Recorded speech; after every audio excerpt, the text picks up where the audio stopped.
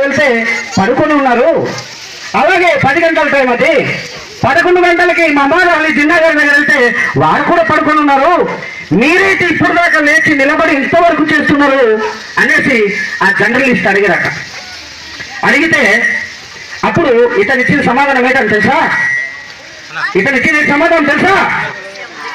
నిద్ర 2 గంటల దాకా నిద్ర లేకుండా బహుశా తెల్లారిపోయిందొచ్చేమో. ఈ పీడిత ప్రజానికం గురించి, ఈ పీడిత జనుల గురించి విమోచన మార్గం ఏ రకంగా ఉంటుంది, రేపు రౌండ్ టేబుల్ సమావేశంలో నా ప్రజల కోసం చర్చించాలి అనే దాని గురించి రాసుకుంటున్నారు. అప్పుడు ఒకటే అన్నారు, గాంధీ గారు పడుకున్నారు, వాళ్ళ జాతి ప్రజలు కూడా పడుకునే స్థాయిలో ఉన్నారు, వాళ్ళంతా చైతన్యం పొంది హైలైట్ లో ఉన్నారు, ప్రథమ దశలో ఉన్నారు కాబట్టి గాంధీ గారు పడుకోవచ్చు హాయిగా, కాబట్టి అతను పడుకున్నారు. జిన్నా గారు కూడా అంటే జిన్నా గారు కూడా పడుకునే స్టేజీలో వాళ్ళ ప్రజలు, వాళ్ళు వర్గానికి చెందినటువంటి, వాళ్ళ జాతికి చెందినటువంటి ప్రజలు ఉన్నారు కాబట్టి వాళ్ళు పడుకోవచ్చు, ఆ ప్రజలు కూడా పడుకోవచ్చు.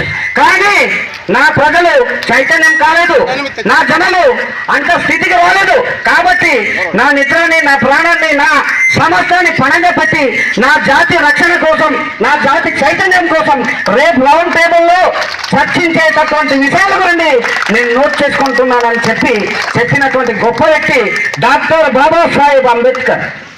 అటువంటి గొప్ప వ్యక్తి రాత్రి అనక పగలనక నిద్రాలు మాని రాజ్యాంగం రచించి ఈ పీడిత ప్రజానికం కోసం చేసినటువంటి కృషిలో కనీసం అతని యొక్క ఆశయం కోసం మనం పనిచేయకుండా అతని యొక్క రచించిన రాజ్యాంగాన్ని రక్షించే విషయంలో కూడా మనం పనిచేయకుండా ఉంటే మన ఇంత ద్రోహులు ఎవరు ఉండరు. అంటే నేను ఈ మాట ఎందుకు చెప్తున్నానంటే ఫ్యూచర్ లో, భవిష్యత్తులో నీ రిజర్వేషన్కి ఎసరు మొదలైంది, నీ ప్రాంతానికి 5th షెడ్యూల్ 1/70 కూడా ఎసరు మొదలైంది.